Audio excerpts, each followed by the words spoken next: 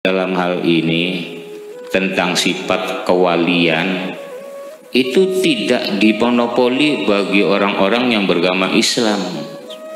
Artinya non muslim juga bisa terjadi, ada kekasih-kekasih Allah, ada nabi-nabi dan rasulnya. Itu saja Bu ya pertanyaan dari saya. Mohon kiranya diuraikan secara gamblang. Terima kasih. Assalamualaikum warahmatullahi wabarakatuh. Waalaikumsalam warahmatullahi wabarakatuh. Memang ya, di dalam satu manakib Syekh Abdul Qadir Al-Jailani, ketika ada formasi, kekosongan formasi dalam perwalian, ada seorang wali abdal yang meninggal, posisi itu kosong ya, kabinet itu ada salah satu menteri yang di reshuffle, meninggal dunia, mencari orang-orang yang berbakat, orang yang hatinya baik untuk menggantikan posisi wali abdal yang meninggal itu. Ternyata ketika dia mencari di karangan para ulama-ulama Islam, tidak terdapat. Dia menemukan orang yang hatinya baik, seorang pemuda, usianya dikatakan masih sekitar 30 tahun, agamanya Kristen, dia yang dibina. Terus salahnya apa? Ini yang jadi masalah, ini alot banget ini alot banget sih. Ya, malah akhirnya saya dituduh liberal. Saya nggak ngerti liberal itu apa ya.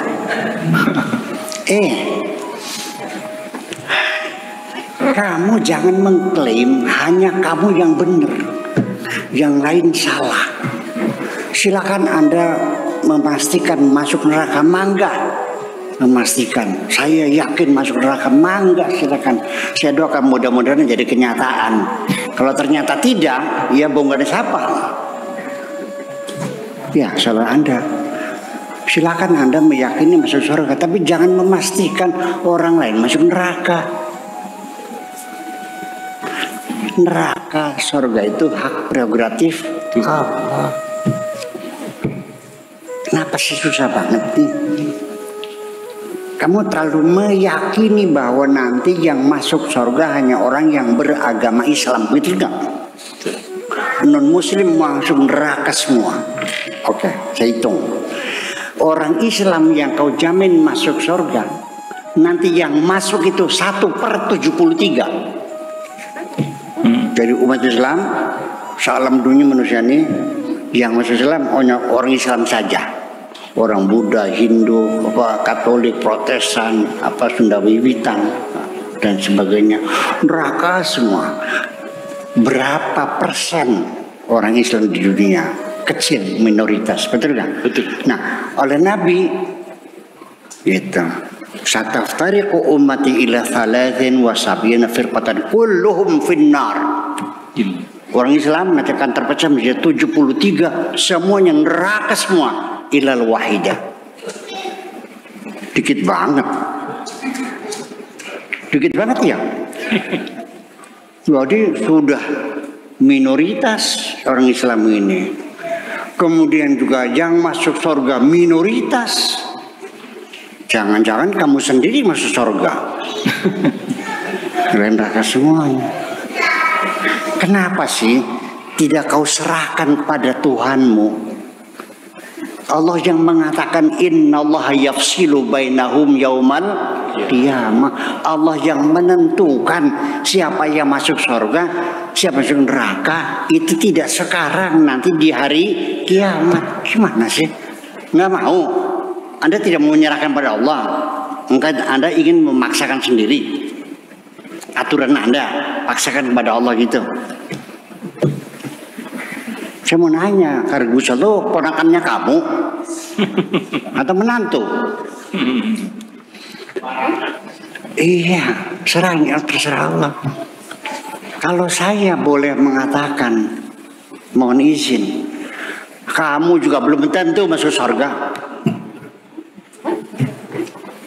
Dan saya juga belum tentu kok. Saya juga masih bertanya, apakah layak wajahku seperti ini selayak masuk surga? Jangan sombong dong. Itu aja persoalannya.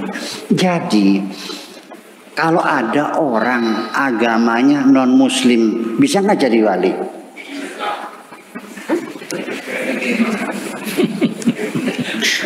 Tanggung jawab. Tidak akan sepakat. Ya udah gini aja deh, yang sepakatnya mangga, yang tidak udah nggak apa-apa lah. Yuk kita tunggu saja nanti wait and see. Oh, Di hari kiamat yuk kita lihat siapa yang masuk surga. Itu aja lah. Ya. Akan tetapi saya yakin bahwa akhirnya Tuhan kita sekalipun namanya berbeda-beda, tetapi kalau substansinya sama, innama ilahukum ilahu wahid. Tuhanmu adalah Tuhan yang satu itu juga. Ketika engkau mengatakan Tuhanmu yang menciptakan langit dan bumi, Tuhanku juga yang menciptakan langit dan bumi, berarti sama nggak Tuhannya? Memang ada Tuhan lain. Orang yang bangun pondok cadang pinggan namanya Miss Yu Yasin. Yang bangun pondok cadang pinggan yang jadi pengasuh namanya Syekh Abed. Yang bangun pondok cadang pinggan Kaji Sakur. Sama nggak orangnya? Mana orangnya? Karena saya di Syria dipanggilnya Abed, di Tunisia dipanggilnya Yasin, di Ketamanya panggilnya Sakur. Kalau ibu saya memangnya bukan Sakur, Kur. Tapi ya Nun. Jadi artinya, jadi kalau yang Tuhannya kau sembah adalah Tuhan pencipta alam semesta, berarti ya sama dong. Betul nggak? iya. Adapun tentang sifat-sifat khusus yang dimiliki Tuhanmu untuk mendeskripsikan tentang Tuhan, apalagi dengan agama lain. Dalam agama Islam sendiri, Tuhannya Mu'tazilah berbeda dengan Jabariyah, betul nggak? Allahnya Qadariyah berbeda dengan Ahli Sunnah wal Jamaah. Tuhannya Ahli Sunnah tidak sama dengan Wahabi Salafi, tidak sama dengan Syiah, tidak sama.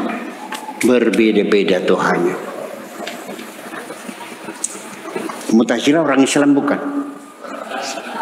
Mereka mengatakan tidak ada qada, tidak ada qadar. Semuanya kita yang berbuat dan kita yang bertanggung jawab.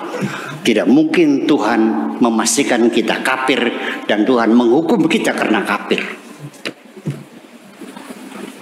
Tidak mungkin Allah menyuruh kita pintar, di saat yang sama Allah menetapkan kita bodoh. Ya, di mana keadilan Tuhan kalau Allah menentukan segala-galanya? Itu Mu'tazilah. Kafir enggak? Ya enggak. Siapa yang berani mengkafirkan Mu'tazilah? Tersarawat sih. Sampai sekarang kita tidak berani mengkafirkan Mu'tazilah kok. Iya. Paling-paling mereka saking jengganya wa qalatul Mu'tazilah la'natullahu alaihim. Paling gitu. Mendoakan laknat pada mereka. Seperti itu kejihab. Jadi artinya satu, apapun agamanya, orang yang hatinya baik, kita hormati kebaikan hatinya. Jangan kau rendahkan karena orang itu agamanya berbeda. Betul nggak? Kita hormati, kita hargai. Orang baik kok. Nah persoalan nanti dia masuk surga atau tidak, itu bukan urusan kamu. Kamu urusan apa sih ngurusin surga? Kayak kurang kerjaan kamu. Ngurusin rumah aja nggak bisa, ngurusin surga. Ya, yang penting berbuat baik sajalah kepada sesama. Dan kamu boleh berharap mendapat imbalan surga. Boleh. Ya, sekalipun bagi orang yang sudah dinyatakan sebagai waliullah, pasti ketika mereka berbuat sesuatu untuk Allah, pasti mereka tidak berharap apapun.